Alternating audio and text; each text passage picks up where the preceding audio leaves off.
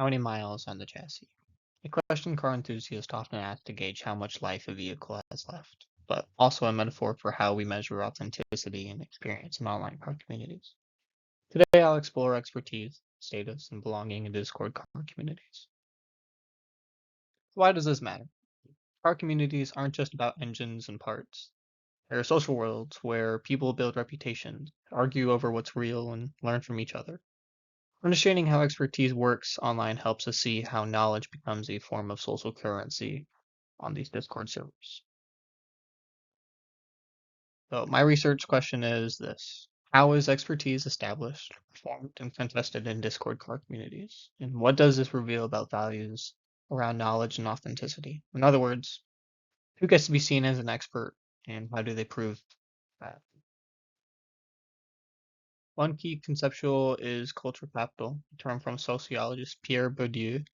In these communities, technical knowledge acts like currency. The more you know about force induction, fuel maps, or suspension geometry, the higher your status. But it's not just what you know, as in for knowledge, it's also how confidently and convincing you show it. Second, these are communities of practice. Learning happens socially. New members start as observers, then ask questions, and eventually give advice. Status isn't granted immediately. It's earned over time through participation and demonstrated competence. For methods, I use ethnography and then online ethnography. I observed two Discord communities, PAPA and CCAP.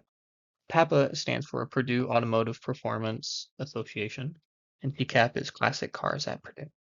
I focused on advice threads, debates, members, and documenting their car builds. I didn't just count comments, I looked at how people argued, agreed, and established credibility. The community is mostly hobbyists, mechanics, tuners, and car fans. They share photos of their cars, ask for help for diagnosing problems, debate mods. What's interesting is that the car itself is rarely present in these discussions. It's present in person. Everything happens through text, images, and claims. So, how do you perform expertise?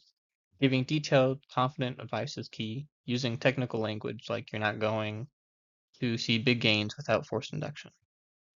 Signals insider knowledge. Tone matters too while this is being done. People who sound sure of themselves gain credibility, even if they're not always right. Members challenge each other, especially about what counts as good or authentic cars.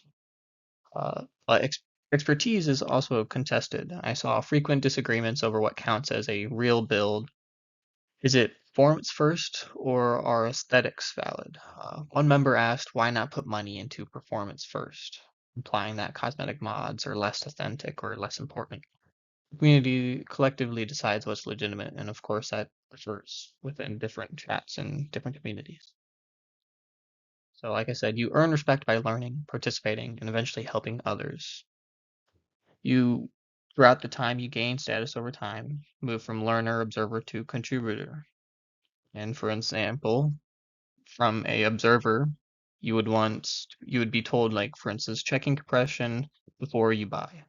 That is just a common good thing to do is before you buy an engine or a car. If you want to make sure it's got good bones, meaning the engine is good or it's solid, is you check compression because everything leads from compression, then everything goes off from there.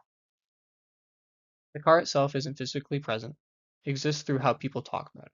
The car becomes a digital object. It exists through photos, descriptions, and claims. Just like, for instance, just finished my engine swap.